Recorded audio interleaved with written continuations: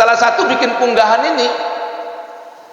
Nah, orang yang membenci ini, lo apa alasan membenci ini? Oh, unggahan nggak pernah dibuat Nabi. Nabi buat unggahan, Bapak. Nabi buat unggahan. Cuman namanya bukan unggahan, namanya khutbah akhir Sa'ban.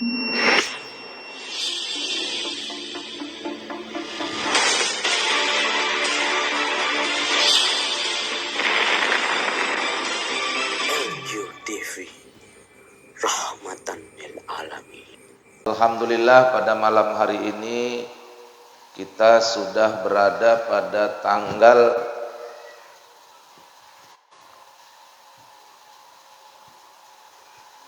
ini hari Senin 27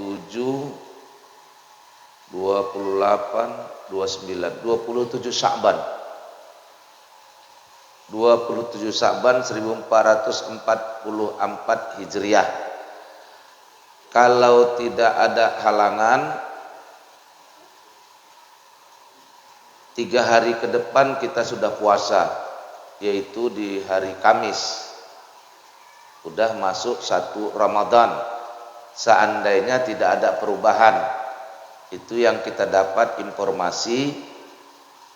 Saya dapat informasi Muhammadiyah sudah menyatakan dengan hisabnya seperti itu. Hari Kamis tanggal 23 1 Ramadan. Nahdlatul Ulama juga informasinya yang kita dapat sudah menghitung bahwa Ramadan tahun ini jatuh pada hari Kamis tanggal 23 Maret 2023. Artinya malam Kamis kita sudah sholat tarawih yang pertama.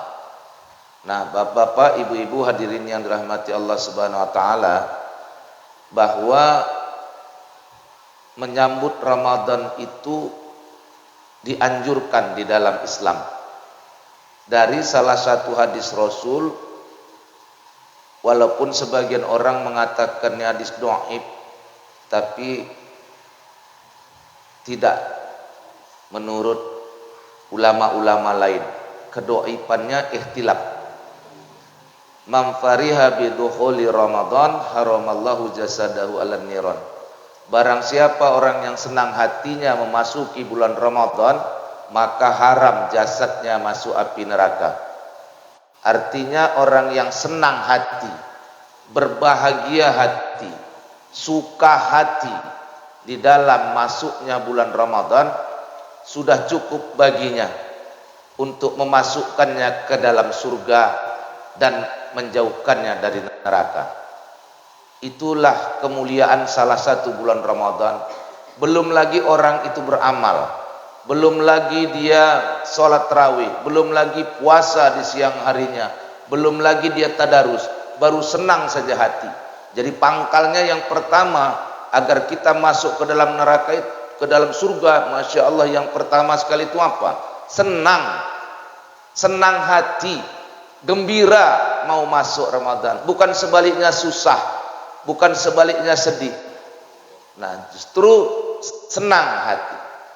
Tentunya orang yang senang hatinya menyambut bulan Ramadan ini tampaklah dari perbuatannya, kelihatan dari perbuatannya, bukan mulut. Kalau mulut bisa saja bohong, bilang suka tapi tidak suka, tidak suka bilang suka, mulut bisa bohong. Tapi tanda orang itu suka ada perbuatannya menunjukkan. Tanda orang itu tidak suka juga perbuatannya. Nah, demikian juga dengan Ramadan ini. Nggak cukup aku senang kali mau bulan Ramadan, tidak cukup itu. Bukan mulut,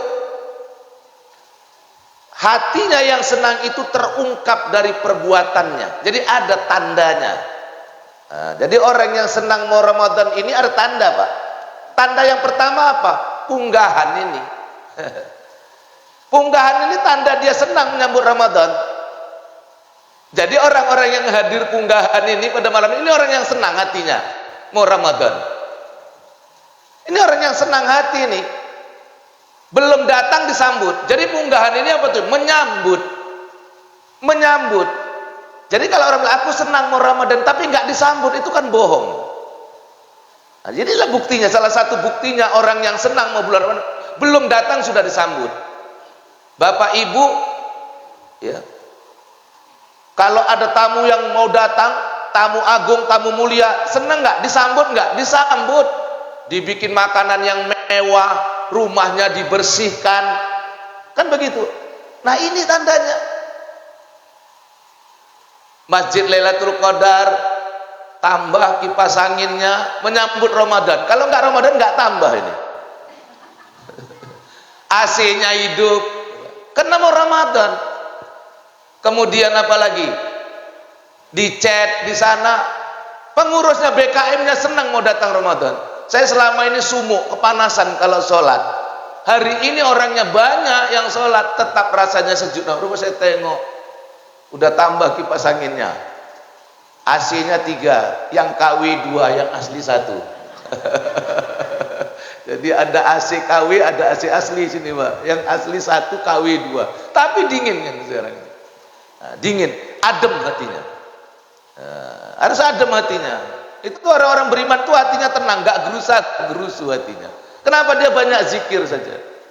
Nah, jadi tanda orang senang hati itu apa? Salah satu bikin punggahan ini. Nah, orang yang membenci ini, loh apa alasan membenci ini? Oh, punggahan nggak pernah dibuat Nabi buat. Nabi buat punggahan, Bapak. Nabi buat punggahan. Cuman namanya bukan punggahan. Namanya khutbah akhir Sa'ban. Punggahan ini nyambut. Nabi nyambut mau datang Ramadan. Bagaimana caranya? Dia membuat khutbah di akhir bulan Sa'ban mau masuk bulan Ramadan. Dia bikin khutbah. Nabi nyambut. Jadi tujuan punggahan ini sama dengan tujuan Nabi dalam khutbah akhir Sa'ban itu menyambut Ramadan. Nyambut. Ini masuk live ya. Alhamdulillah, live streaming live ini. Seluruh dunia nengok ini. Alhamdulillah. Nah, menyambut. Nabi buat, tapi namanya bukan punggahan, namanya khutbah akhir Sa'ban. Peristiwa itu diabadikan oleh para wali, diabadikan oleh para ulama dengan nama lokal punggahan. Jadi kalau ada orang yang mengatakan punggahan itu bid'ah karena Nabi nggak buat, orang ini mabuk jengkol. Nabi buat. Ini pertanda orang nggak baca kitab. Ini pertanda orang tipis ilmu, lebih cenderung menyalahkan. Ini cenderung menyalahkan. Padahal dia nggak baca sejarah. Nabi buat punggahan, cuman namanya khutbah akhir Sa'ban. Di Indonesia zaman dulu ribuan tahun yang lalu, ya, waktu Islam masuk dari Pulau Jawa, para wali itu sekitar tahun 700-an, ya, 500-an, mereka mengadopsi perbuatan Nabi itu dengan nama lokal. Mereka membuat nama dengan punggahan, berasal dari bahasa Jawa, munggah. Iya Pak Mun. Munggah itu artinya apa Pak Mun? Munggah itu apa artinya? Naik. Nah, cocok itu Pak Mun. Ini ada dia yang lebih ngerti, Pak. Dia orang Jawa asli. Kalau saya Kawi juga. Jawa Kawi. Nah, jadi punggahan itu munggah. Munggah itu artinya naik. Naik. Nah, tinggi. Nah, gitu ya. Naik tinggi. Jadi orang yang buat punggahan ini menaikkan, meninggikan, memuliakan, mengagungkan bulan Ramadan yang baru mau datang. Itu tanda dia senang. Nah, itu.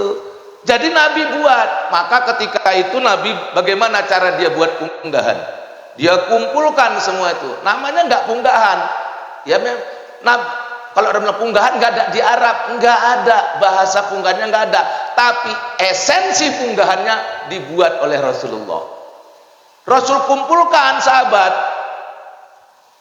Terus Nabi bilang, sudah datang kepada kalian bulan yang penuh dengan berkah, bulan yang penuh dengan hikmah, bulan yang penuh dengan keampunan Allah, yang diwajibkan kepada kita orang beriman berpuasa pada siang harinya, dan kita sholat malam disunahkan pada malam harinya, dibuka seluruh pintu surga, ditutup seluruh pintu neraka, seluruh amalan dilipat gandakan, yang wajib menjadi 70 kali, yang sunnah menjadi wajib.